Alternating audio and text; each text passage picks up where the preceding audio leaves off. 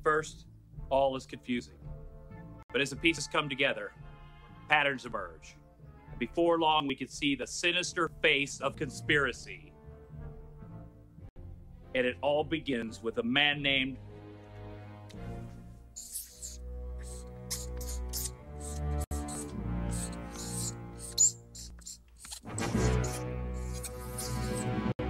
Mr. Sender. Hello, I'm Alex Moore, and this is Email Friday. This week, we're talking senders. By the way, if you haven't seen this movie, The Stupids, which, statistically speaking, you probably haven't, you should definitely try and track down a copy, because it's amazing! The fiendish villain here, played magnificently by Christopher Lee, is known as Mr. Sender. And that's our topic of the week, the sender. One resource no one ever thinks to protect. Yes, you spend all that time optimizing the subject line and pre-header, trying to get that open, but what if you're sabotaging yourself before you even get that far? But before we get into it, it's time for Email of the Week. Today's Email of the Week comes from Hitmonk. It's a bit old, but I found it in my LitmusScope history when someone asked about feature announcement emails. And this is one of my all-time favorites. It's cohesive, well-designed, top to bottom, and makes a really subtle and effective use of animation. So, great job, Hitmonk. That brings us to our main topic, the from line. Okay, let's get this one thing taken care of right off the bat. Please don't ever do this.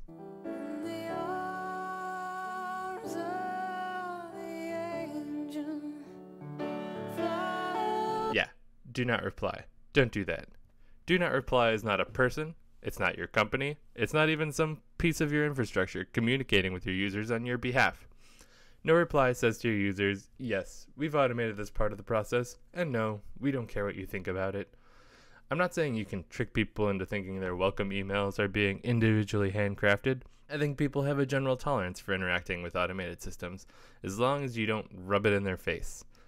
In addition to sending the wrong message, it just doesn't make sense. Email has to come from somewhere. No reply says that there's nobody on the other end of this communication that someone else has clearly initiated. You're basically ding-dong ditching your customers just with a receipt instead of a flaming bag of poo. Although I've seen some receipts that definitely push that boundary. In short, a customer reaching out to you is the highest level of engagement you could possibly ask for. It's okay to send all those emails to a specific mailbox and even into an automated flow. Just don't let it fall into a black hole.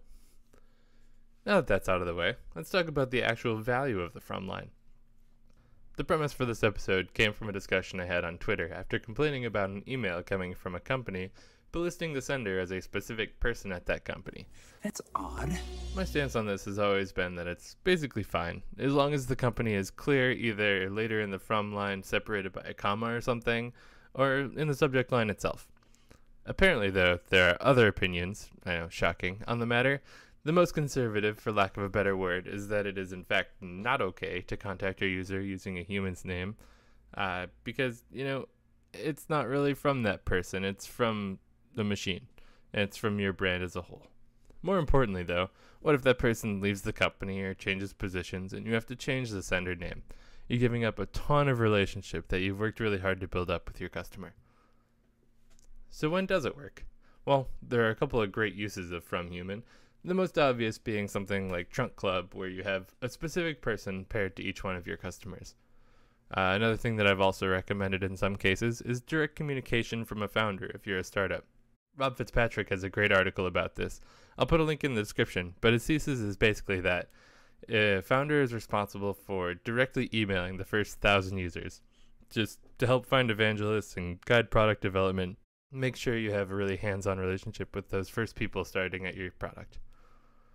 Beyond the first 1,000 users, it can also be a really great tactic for engaging unactivated users with things like churn surveys and the like. But what about for marketing purposes? Well, it turns out there's a pretty solid middle ground too that we discovered, courtesy of Really Good Emails and their ambassador, Mr. Smiles Davis. Really Good Emails reported that they got a 5% lift in opens when using their anthropomorphized mascot as a sender instead of the brand itself. But what I think it really comes down to, in the end, is who you are as a company, what kind of relationship you have with your users, and what kind of value they know to expect from your emails. If they know that every time they open one of your emails, they're going to get something good out of it, then you're probably best off just sending straight from your brand or the title of your newsletter or whatever. If nothing else, it's the safest option and a great baseline to test from. That's it for this week. I'll see you next time on Email Fridays. So you see, it all begins with Mr. Sender.